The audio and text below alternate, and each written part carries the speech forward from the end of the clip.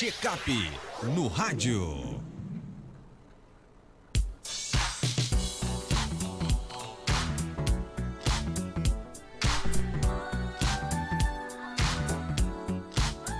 7h32, check-up no rádio, hoje recebendo o médico geriatra Dr. Belísio Neto, que toda terça-feira participa, traz dicas maravilhosas aqui para os ouvintes do nosso Panorama 95, e hoje vai falar de um assunto que de vez em quando é muito comum a gente ouvir, por exemplo, da pessoa idosa que está com fastio, não está com vontade de comer. Então, para falar de fastio no idoso, nada melhor do que o médico geriatra Dr. Belísio. Seja bem-vindo aqui ao nosso Panorama 95. Bom dia, Dr. Belísio. Bom dia, Marcos. Bom dia a todos os ouvintes, internautas. Mais uma vez uma satisfação. Agora dando novas boas-vindas a Marcos aí, que voltou das luxuosas férias de 8 meses. Então... 8 meses. É quase uma gestação, então. Então, satisfação imensa mais uma vez participar aqui do check-up no rádio. Fastio no idoso, é normal acontecer isso? É comum? É uma queixa bem frequente, Marcos, mas que as pessoas tendem a achar que é um processo relacionado ao envelhecimento. E o fastio, a perda de apetite na pessoa idosa, ela é bem preocupante, até mesmo mais do que a obesidade. A obesidade ela é uma doença, né? Uma doença gravíssima em adulto jovem, que traz suas sequelas para a velhice, mas a perda de apetite, o emagrecimento, a desnutrição, ela é uma causa interessante, uma causa importante de consequências muito negativas. A gente pode, logicamente, relacionar uma parte dessas perdas de apetite ao processo de envelhecimento, haja vista que a gente tem também o envelhecimento dos nossos órgãos dos sentidos, por exemplo. A gente tem o envelhecimento do olfato, do paladar, da visão, e tudo isso interfere no nosso apetite. Quando a gente envelhece, a gente também usa muitos medicamentos, e alguns medicamentos eles podem ser relacionados à perda de apetite. Medicamentos, por exemplo, alguns medicamentos para demência, para Alzheimer, eles podem no início dar uma perda de apetite. E o idoso tem essa perda de apetite relacionada a medicamentos. Então, assim, são várias as causas de perda de apetite. Logicamente, como eu falei, o envelhecimento ele pode ser responsável, mas quando essa perda de apetite gera uma perda de peso, a gente tem que estar muito atento, buscar a causa e tentar não só reverter a perda de peso com os famosos estimulantes do apetite, os polivitamínicos. Muitas vezes as pessoas acham que aquela perda de apetite é tomar uma vitamina, e muitas vezes já vem assim, eu já passei na farmácia, já comprei uma vitamina e mesmo assim não tô me alimentando bem. Exatamente porque a perda de apetite, não só na pessoa idosa, mas na maioria das pessoas, elas têm causas bem definidas. É um medicamento, é uma doença na cavidade oral, um dente, uma prótese mal ajustada, uma produção de saliva menos, boca seca, um gosto amargo. A diugesia, até a gente falou outro dia aqui sobre esse tipo de doença. É o idoso que está se engasgando com disfagia. Obrigado, Boa, uma aguinha, né? Já estava falando aqui de boca seca e a água faltando. Então, são doenças no esôfago, no estômago, gastrite, e doenças em geral. Doença é uma causa importante de perda de apetite. Leia-se doença essa na cavidade oral, leia-se câncer. Câncer dá perda de apetite. Outras doenças como depressão pode dar perda de apetite. Alzheimer, demências podem dar perda de apetite. Então, a perda de apetite no paciente, o famoso fastio na pessoa idosa, é um sintoma que a gente deve pesquisar a causa, haja vista das consequências da desnutrição serem complexas e graves muitas vezes no paciente idoso, mesmo ele sendo cheinho. Às vezes a gente, não, ele é gordinho, é cheinho, mas ele perde massa muscular. Ele entra numa fase que a gente chama de obesidade sarcopênica, tem muita gordura e pouca massa. Então, perder apetite tanto é um sinal de alerta para alguma doença que possa estar acometendo aquele idoso, como ser o início de uma perda em espiral, assim, perda que vai se retroalimentando, ele perde apetite, aí não se alimenta, tem pouca energia, não consegue mais andar, pouca energia para andar, gasta menos energia, e aí isso alimenta de novo a perda de apetite, ele não tem mais apetite, isso pode degringolar no que a gente chama de síndrome de fragilidade, que é uma perda de uma espiral de perdas que se retroalimenta. Então, inicialmente é comum até certo ponto, mas existem várias causas que devem ser pesquisadas. Agora, o que geralmente se usa para, digamos assim, abrir o apetite do idoso? Pronto. O que se usa é uma boa investigação. Se é a prótese que está mal ajustada, não adianta você fazer a chapa, né? Não adianta você fazer polivitamínico. Você tem que ajustar a prótese. Se é um dente que está doendo, se é a boca seca que está atrapalhando o apetite, se é uma dor quando ele come, o estômago dói, você tem que tratar aquela causa. Aí não adianta se fazer estimulante. Lógico que tem pacientes que a gente faz essa investigação e a gente não encontra e ele realmente tem uma perda de apetite. Assim que necessita sim de algumas medicações que a gente pode facilitar. A gente utiliza às vezes medicamentos para outras doenças, mas que esses medicamentos estimulam o apetite e isso ajuda. Desde antidepressivo, passando para medicamentos para tratar vômito, até mesmo hormônios anabolizantes a gente pode lançar mão para tratar uma desnutrição, uma caquexia, uma sarcopenia, uma fragilidade avançada, a depender do caso. Mas, na grande maioria das vezes, eu diria, mais de 90% das vezes a gente consegue encontrar uma causa. É uma depressão, é a própria consistência do alimento, que o paciente está se engasgando, o paciente não tem prótese, ou ele tem um dente doído e a pessoa continua dando rapadura a ele, isso não, a consistência da rapadura, né, dura, né? Então, são detalhes que a gente tem que... Então, assim, o que se usa vai depender muito da causa. Se você pesquisou, investigou e não achou causa, que a gente geralmente consegue achar na maioria das vezes, a gente tem medicamentos que a gente pode lançar mão e geralmente funciona. Agora tem aqueles pacientes que recusam a alimentação. O paciente com demência, ele esquece que acabou de se alimentar, aliás, ele esquece que não se alimentou, pensa que se alimentou e não quer se alimentar porque diz que se alimentou, não tem fome. Então, na demência, eles cospem a alimentação, então eles muitas vezes se recusam a alimentar. Aí é uma outra abordagem, a gente tem que pensar em outras alternativas de intervenção. E tem aquele paciente, a gente até enquadra ele num suicídio assistido. Ele se recusa a se alimentar, está numa depressão tão profunda que ele se recusa a alimentar e ele acha que não se alimentando ele vai morrer. Então ele não quer se alimentar porque ele quer encurtar a vida dele. Ele quer morrer. Ele quer morrer. Então, isso a gente também tem que estar atento a esse tipo de estratégia suicida, que eles tendem, logicamente estão com a razão, com o senso, com o discernimento alterado, e a gente tem que intervir. Então tem esses casos também que a gente aborda de uma outra forma. Então o fastio, ele não é tão simples como as pessoas possam imaginar, né? Boa pergunta, não é tão simples. Não é só ir na farmácia e comprar o estimulante do apetite.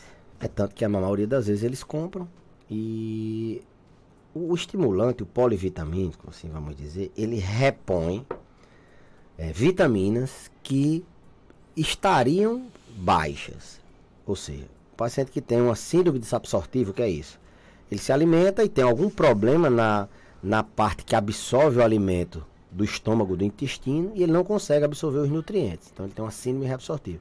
Aí ele tem que suplementar. Por exemplo, paciente que faz cirurgia bariátrica, ele tira uma parte do estômago ali, do intestino, de uma área que absorve nutriente, então ele tem que suplementar. Ele não consegue absorver aquele nutriente. Então o polivitamínico entra nesse caso. Desnutrições graves, a gente dosa hoje em dia, a maioria das vitaminas a gente consegue ver que ele tem uma hipovitaminose, a gente suplementa.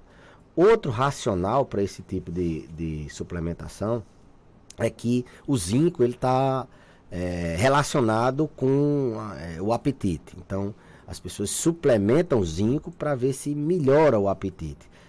Isso é um racional, assim, uma lógica. Mas que quando a gente vai para as evidências, quando a gente traz a ciência, a gente vê que não adianta repor, suplementar, não tem melhora no apetite. Ele apenas suplementou o polivitamínico, que poderia uma ou outra vitamina tá em baixos níveis. O que ele precisa mesmo é melhorar os macronutrientes, é o carboidrato, é a proteína, é a gordura, e não é só a vitamina que vai fazer com que ele volte ao normal. É complexo, não é tão simples e precisa sempre ser investigado. Como eu falei, pode ser uma causa simples, como um dente doendo, se resolveu ali, mas pode ser um câncer que está abrindo como um sintoma uma perda de apetite, uma perda de peso, às vezes, que não tem justificativa. Ouvinte conta que a mãe dela tem 75 anos de idade e reclama da boca amarga e diz que a língua queima. Isso acontece quando ela está em crise de ansiedade.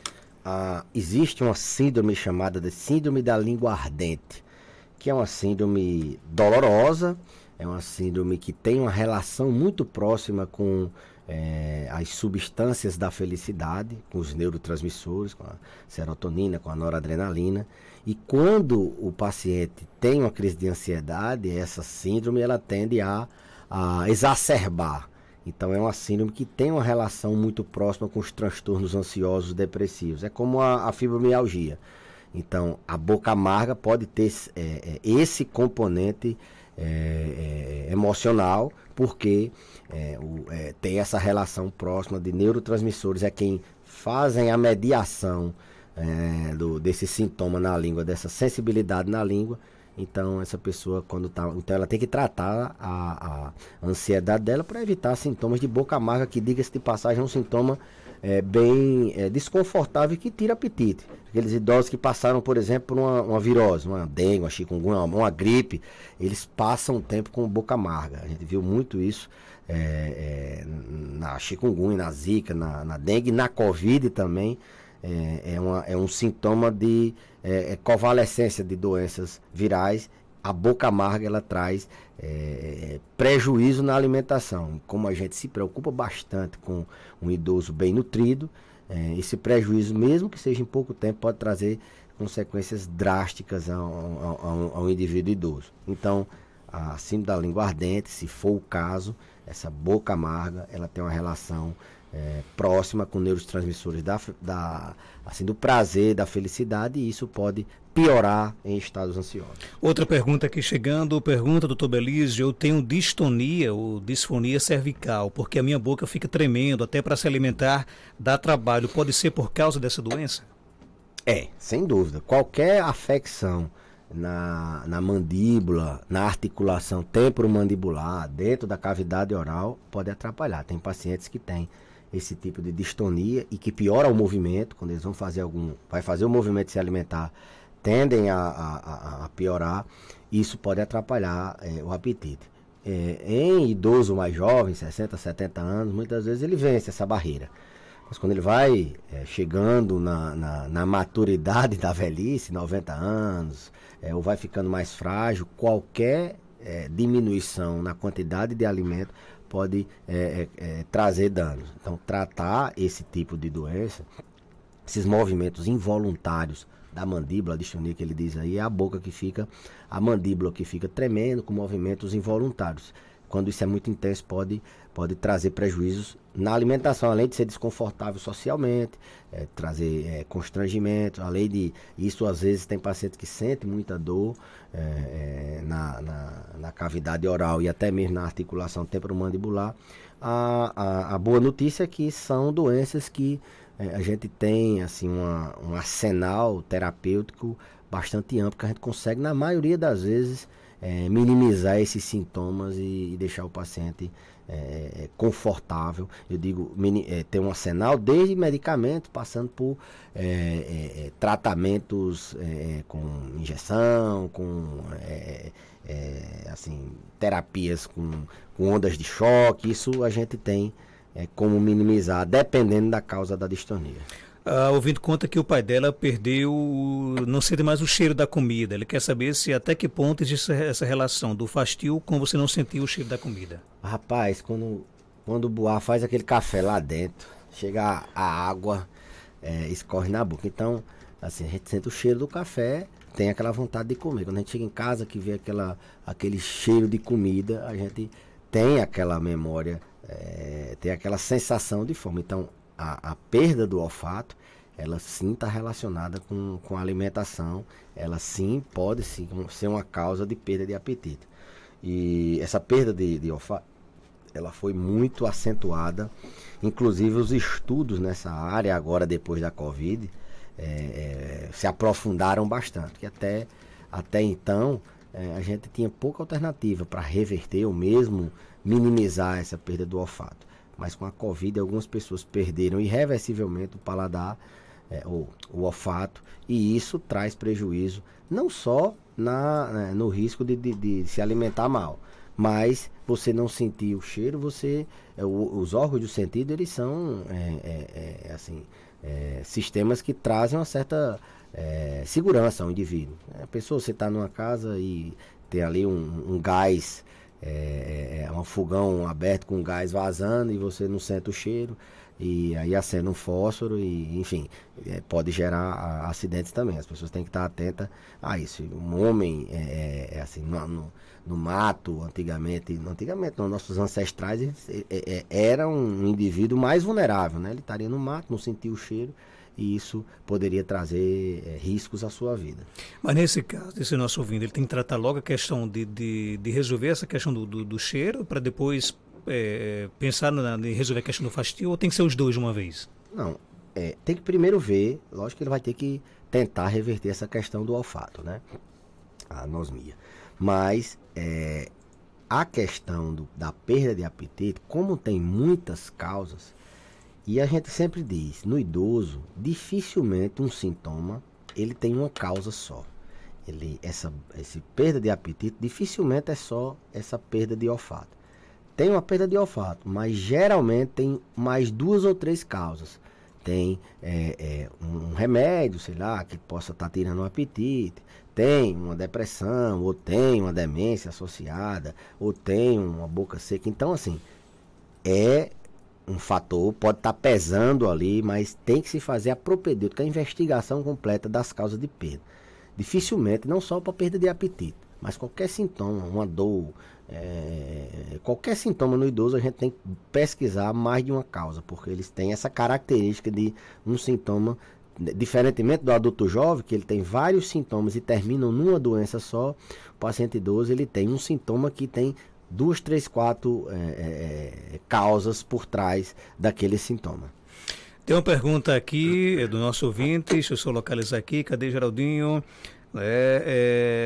Tem um paciente que não, tem um paciente que desde sábado, depois do jogo, não se alimenta direito, né? Tem que esperar a próxima vitória do Flamengo para ele voltar a se alimentar normalmente. Quem pergunta é a Abdias, lá do Hospital Regional. Tá precisando de dieta. Ele tá mais no hospital não, né? Não, sei não onde é que ele tá não. Sei que tá precisando de dieta porque comeu demais o ano passado. No caso do nosso ouvinte. Esse ouvinte.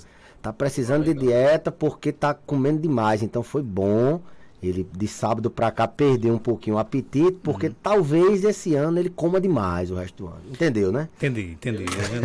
O flamenguista tá... Só os entendedores entenderão. O flamenguista, ele tá farto de vitória, né? Então, pronto, o Marcos Jefferson, como um grande comunicador, conseguiu transmitir. Botafoguense vai entender do esse que é isso, rapaz, né? Ele já propôs a ele várias vezes ele trocar o time. Falar nisso, mandar um abraço aí para os vascaínos, que ontem o juiz deu 15 minutos de acréscimo, mas o Vasco não conseguiu empatar, né? Não teve jeito não. E o John Texel levou aí o Jefinho, né? E o técnico tirou outra com a arbitragem ontem ainda, né? Você viu? Dia 7 tá chegando. Peraí, dê licença aí.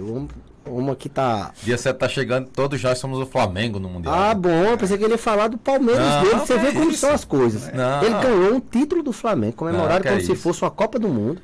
E vem falar de Mundial, eu sei. Mas que cara, recalque de Mundial. Mas que cara descontrolado emocionalmente o Abel Ferreira, né? Grande técnico, o cara não tem descontrolado. Ele escreve um livro dizendo, mente não sei o quê. Descontrolado é o goleiro do Flamengo. Tem que internar aquele camarada. Bota a mão e depois tira, não sei que ali foi o camarada do Palmeiras que atrapalhou. Foi ali, ó. Ele induziu. Gol, inclusive, impedimento, mas a gente não chora. Ali o goleiro do Flamengo tirou a mão. Não sei que goleiro é esse que tira a mão e vai colocar a mão. Tem que abrir uma CPI da arbitragem de futebol brasileiro. O negócio tá complicado. Ganharam, comemora, esqueça o Mundial. Flamengo e Real Madrid com aquele goleiro, tá difícil. Eu vou deixar um ventilador pra vocês, aquele Mundial. Ei, Geraldinho, o Itãs tá precisando de água. Chore menos, chore mais um pouquinho, porque daqui a pouco você vai encher lá o Itãs. Nós somos os campeões. Doutor Belise, obrigado pelo seu papo. Desculpa as provocações de Geraldino, Faz desnecessário parte, isso. faz Estamos fartos, preparados para... Você tem que ter mais educação, Geraldo, coisa chata. É verdade, concorda. Desrespeitar aqui o entrevistado do programa, rapaz. Pois é, me afrontou. É brincadeira, viu, gente? Um abraço, doutor Belise. Um abração, Marcos, Geraldinho, a todos que estão nos ouvindo e até a próxima terça-feira, se Deus quiser. 7h52. Já já a gente volta para conversar com o Júnior Santiago.